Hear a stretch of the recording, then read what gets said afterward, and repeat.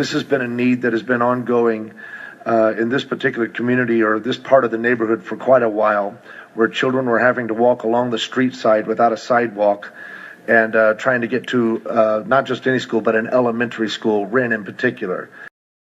Councilmember Helix? Many years ago, we started a school walkway program for this very reason. This is before we had federal money, and it was brought to our attention that children were showing up in school with their shoes and socks were wet because they had to walk along areas that didn't have sidewalks. And when it rained, there was puddling, so they would come and they would sit in class with wet shoes and socks. And we said, we've got to do something about this. So what we started to do in those areas, it was an inexpensive fix at the time, was to blacktop the area so the water would run off and the children could at least go to school with dry shoes and socks, which is kind of more conducive to learning than the other way.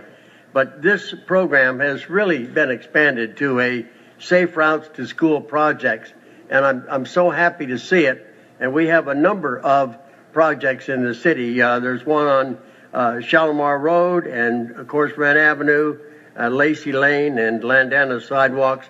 And so I think this is the right thing for a city that says that families come first, to make sure that our school children can get to school in a safe way and in a healthy way.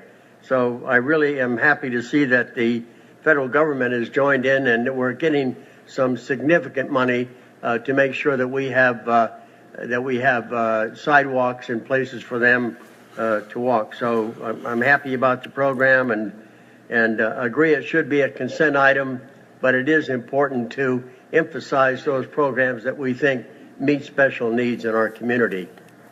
Councilmember Hoffmeister.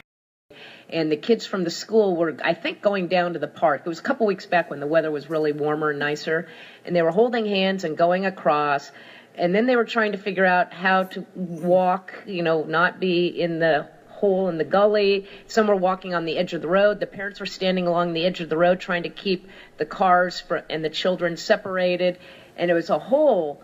They must have spent like 15 to 20 minutes just getting across the intersection and down to where the sidewalk starts. And I thought, well, there went 15 minutes of their field trip just trying to cross this one intersection area because there isn't any walkways there, and it's all gravel on the edges. And there's one child that was in a wheelchair, and they were having to maneuver the child in the wheelchair along the roadway pavement and hold back the traffic until they could get him onto the sidewalk.